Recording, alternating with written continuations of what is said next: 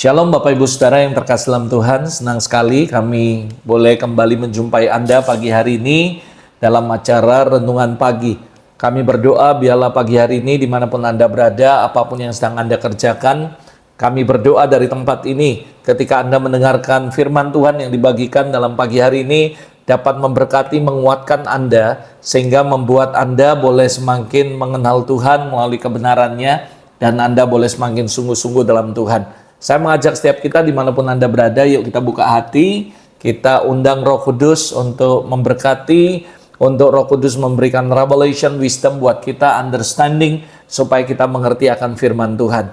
Roh Kudus, pagi hari ini kami buka hati kami untuk kebenaran firman-Mu, berbicaralah pakai hamba dalam segala keterbatasan hamba, supaya bisa menyampaikan pesan yang singkat ini untuk memberkati, menguatkan setiap umat-Mu. Kami semua yang mendengar, kami diberikan revelation, wisdom, understanding, supaya kami boleh mengenal jalan-jalan-Mu, kami boleh dikuatkan, kami boleh dituntun untuk mengerti kebenaran firman-Mu ya Bapak. Dalam segala keterbatasan kami menyerahkan semua pemberitaan firman yang singkat ini ke dalam tangan-Mu, dan Roh Kudus bekerjalah di tengah kami. Para malaikat orang kudus, lakukan bagian kalian, layani semua umat Tuhan dimanapun mereka berada, supaya kami boleh mengalami Kristus secara nyata. Kami kembalikan segala hormat, pujian, kemuliaan buat Tuhan. Dalam nama Tuhan Yesus kami sudah berdoa. Amin, amin. Saudara, pagi hari ini dimanapun Anda berada, yuk saya mengajak Anda sebelum kita memulai aktivitas kita lebih lagi, kita mulai dengan firman Tuhan. Karena saya percaya dengan siapa dan apa yang Anda kerjakan, memulai suatu hari dengan siapa, dengan cara yang seperti apa, akan menentukan seperti apa kehidupan Anda sepanjang hari ini. Dan saya berdoa supaya pagi hari ini kita kembali memulai hidup kita dengan kebenaran firman Allah. Pagi hari ini saya mengajak Anda untuk belajar dari Yeremia pasal yang keempat, ayat yang ke-14 sampai ayat yang ke-24. Dan saya memberi judul renungan pagi hari ini adalah membersihkan hati. Saya mau mulai dengan pentingnya bagaimana Anda harus mengerti dan menyadari bahwa hati itu penting sekali, terutama dalam kehidupan spiritual kita. So, pagi hari ini saya mengajak Anda untuk merenung sebuah hal yang penting sekali. Ketika saya merenungkan dalam Yeremia pasal 4 ayat 14 sampai 24, saya menemukan beberapa hal, dan salah satu yang terpenting sebagai foundation, kita harus mengerti betapa pentingnya hati dalam kehidupan spiritual kita. Amsal 4 ayat 23 jelas sekali mengajarkan kepada kita bahwa sumber kehidupan dimulai dari hati, di mana Amsal pasal 4 ayat 23 merupakan ayat yang sangat populer. Bagaimana diajarkan untuk kita menjaga hati dalam segala kewaspadaan, karena dari situ adalah sumber kehidupan. Itu sebabnya saya yakin sekali Amsal 4:23 mengajarkan bahwa sumber kehidupan spiritual kita itu berasal daripada hati kita. Makanya kita harus benar-benar pastikan bahwa hati kita ini bersih, saudara. Dan saya berdoa pagi hari ini melalui renungan pagi kita hari ini, kita belajar bagaimana kita bisa membersihkan hati kita dan mengkondisikan hati kita tetap bersih di hadapan Tuhan. Kenapa? Karena sekali lagi kehidupan spiritual kita dimulai dari hati kita. Kalau hati kita bersih, maka saya percaya kehidupan spiritual kita akan mengalami hal-hal yang ajaib bersama Tuhan. Ketika hati kita bersih, saya percaya kehidupan spiritual kita akan menjadi kehidupan buat orang lain. Apapun yang Anda katakan, apapun yang Anda perbuat, saya percaya mengalirkan sebuah kehidupan untuk orang lain. Hari ini sekali lagi yuk kita mulai dengan the first foundation yang mesti kita sadari. Semua kehidupan spiritual kita dimulai dari hati. Start from your heart. Itu sebabnya pastikan bahwa hati kita benar-benar kita bersihkan hari ini. Yang kedua, saya mengajak Anda untuk kita belajar sama-sama. Why the reason? Kenapa alasan penting supaya kita harus membersihkan hati kita? Sekali lagi, saya tadi meletakkan sebuah dasar bahwa spiritual life start from your heart. Nah, the reason kenapa kita harus membersihkan hati kita, memastikan kehidupan kita, sekali lagi karena hati yang bersih itu menghasilkan sebuah kata-kata yang bersih, tindakan yang bersih, kelakuan yang bersih. Itu sebabnya sekali lagi hati itu adalah sumber kehidupan. Hati itu sebagai sebuah barometer dari kehidupan kekristenan kita.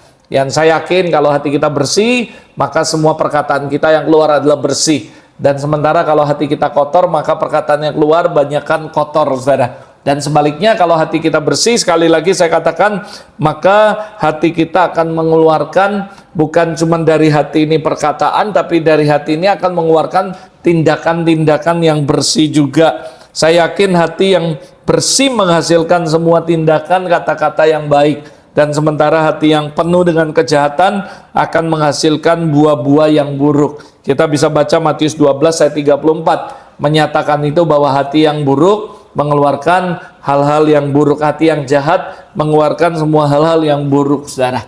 Nah, lalu kita juga belajar bagaimana dosa dalam hati dampaknya. Gimana ketika hati kita jahat, hati kita buruk, hati kita tidak baik, hati kita saya katakan kotor, tanda kutip, saudara. Apa dampaknya? Yang pertama, saudara, saya yakin dan percaya dosa membuat hati kita keras dan akhirnya tertutup, saudara. Saya yakin dan percaya bahwa ketika hati kita kotor, hati kita jahat, maka ada dosa, maka ada dampak dosa yang saya sebut dalam hati kita akan bekerja, di mana dosa itu akan membuat hati kita keras dan tertutup, saudara.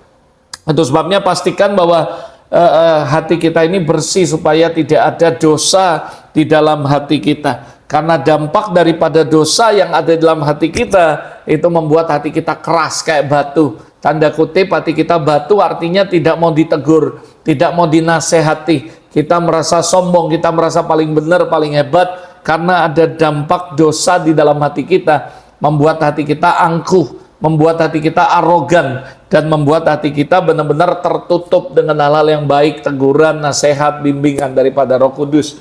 Nah, saudara, saya mengajak Anda, yuk, itu sebabnya be careful, hati-hati dalam menjaga hati kita. Karena sekali lagi, saudara, the first foundation yang tadi kita sharekan, bagaimana hati itu adalah sumber daripada kehidupan spiritual kita. Segala kehidupan spiritual kita start from heart, dimulai dari hati kita. Lalu yang ketiga, kita mau belajar sama-sama gimana caranya setelah kita belajar tentang the first foundation, bahwa dimulai dari hati kita kehidupan spiritual. Lalu kita mengerti the reason kenapa kita penting untuk membersihkan hati. Dan yang ketiga, yuk kita belajar cara membersihkan hati kita. Saya berdoa supaya melalui renungan hari ini kita bisa belajar sama-sama. Kalau memang itu penting, kita ngerti alasannya, kita harus belajar gimana caranya membersihkannya. Yang pertama jelas, saudara, yaitu pertobatan yang tulus. Bukan cuma bertobat secara mulut, secara perkataan, tapi dengan hati yang benar-benar sungguh-sungguh, dengan hati yang tulus, dan saya sebut pertobatan yang tulus. Artinya kita benar-benar meminta pengampunan kepada Tuhan. 1 Yohanes 1 ayat 9, saudara. Lalu kita mengakui dosa kita dan berkomitmen untuk berubah, saudara. Ada begitu banyak orang ngerti tentang dosa, dan mereka menyadari mereka salah, mereka menyadari mereka harus berubah. Tapi permasalahannya itu cuma hanya dari perkataan mereka, tapi dari sikap, dari perbuatan, dari semua tindakan mereka tidak menunjukkan bahwa mereka berubah. Dan itu yang saya sebut pertobatan yang tidak tulus, di mana ketika kita ditegur, diarahkan dengan firman, kita hanya bertobat di mulut saja, tapi dari setiap kehidupan sehari-hari kita, tindakan kita tidak mencerminkan sebuah pertobatan. Ingat, Alkitab mengajari kita, hasilkanlah buah sesuai dengan pertobatan. Artinya ketika kita bertobat dari sesuatu hal, kita tidak boleh lagi melakukan hal tersebut, tapi kita berbalik 180 derajat dan menghasilkan buah pertobatan, sehingga setiap orang melihat kita akan berkata, memang orang ini sudah berubah, orang ini sudah bertobat dari kesalahannya.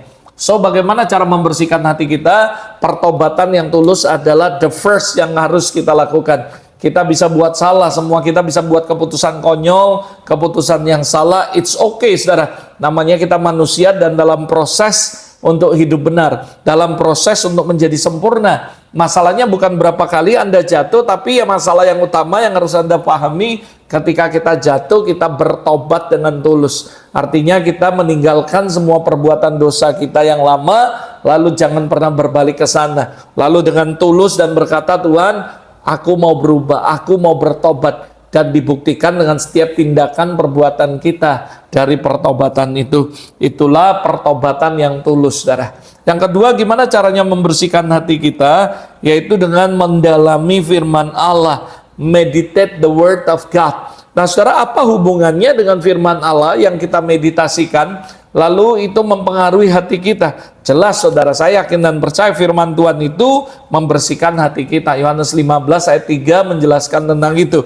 Bagaimana firman Allah membersihkan hati kita. Nah, kita perlu sekali, penting sekali untuk memeditasi dan mereflectionkan firman Allah dalam kehidupan kita. Karena saya percaya firman Allah itu sangat berguna untuk mengarahkan kita, membersihkan hati kita, menuntun kehidupan kita menjadi lebih baik. Saya percaya ketika kamu merenungkan firman Allah, kamu memeditasi the word of God, lalu saya yakin dan percaya bukan cuma muncul iman, tapi firman Tuhan ini akan bekerja dalam hati Anda dan membersihkan kehidupan Anda. Saya yakin ketika kita mau melakukan sesuatu, ketika ada firman Allah yang kita isi dalam hati kita, maka Roh Kudus akan bekerja melalui hati kita dan mengingatkan kita akan firman Allah yang kita baca, renungkan.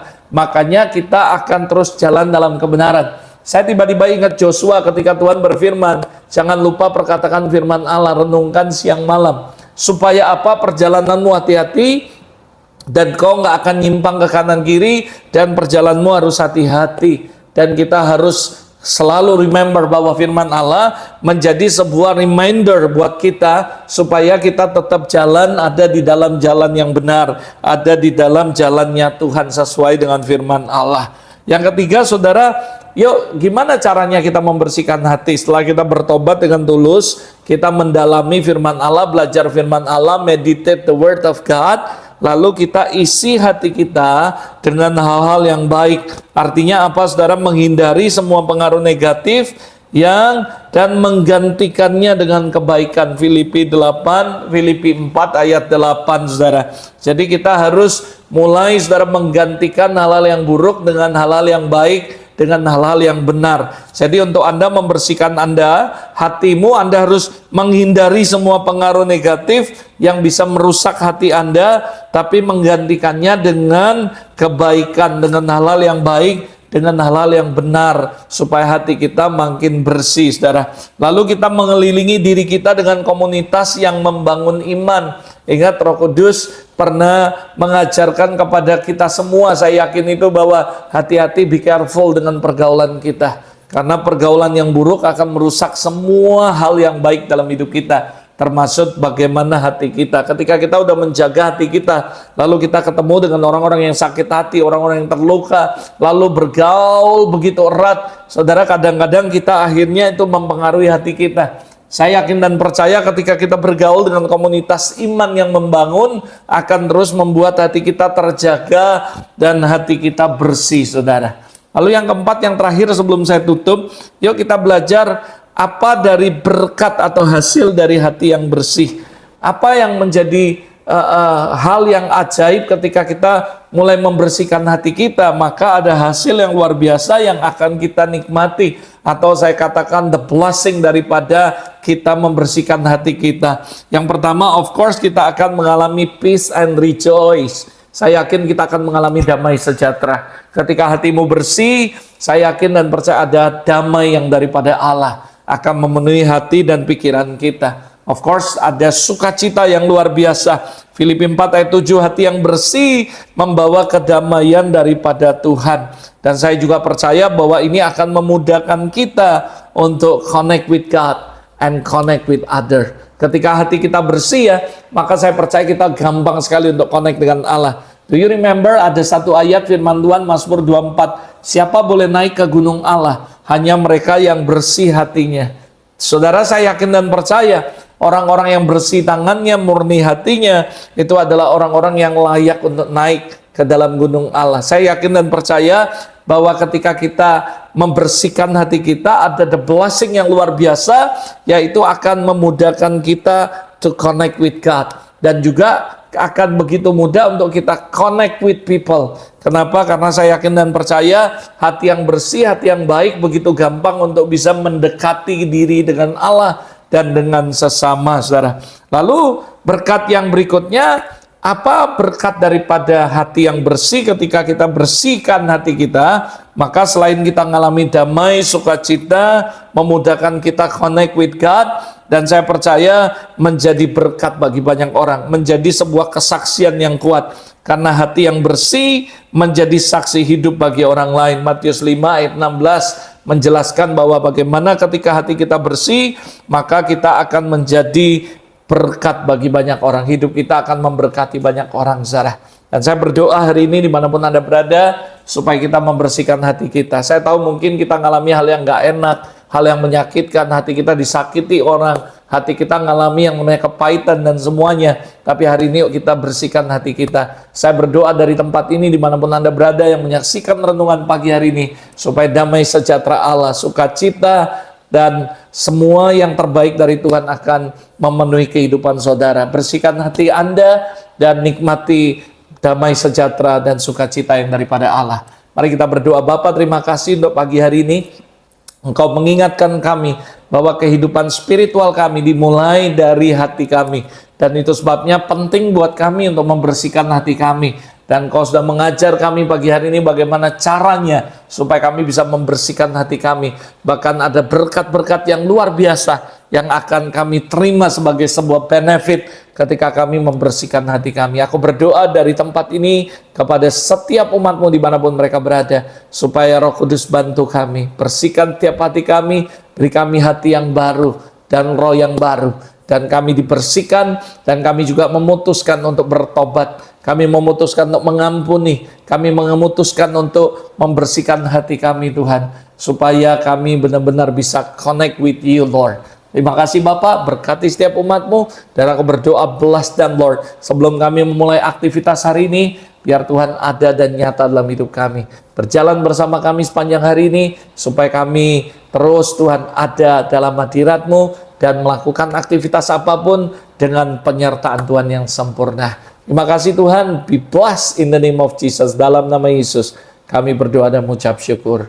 Amin, amin, amin. Tuhan Yesus memberkati. Mari kita memulai hari ini, pekerjaan kita, sekolah kita, aktivitas kita, dengan hati yang bersih dan berjalan bersama Tuhan. God bless you.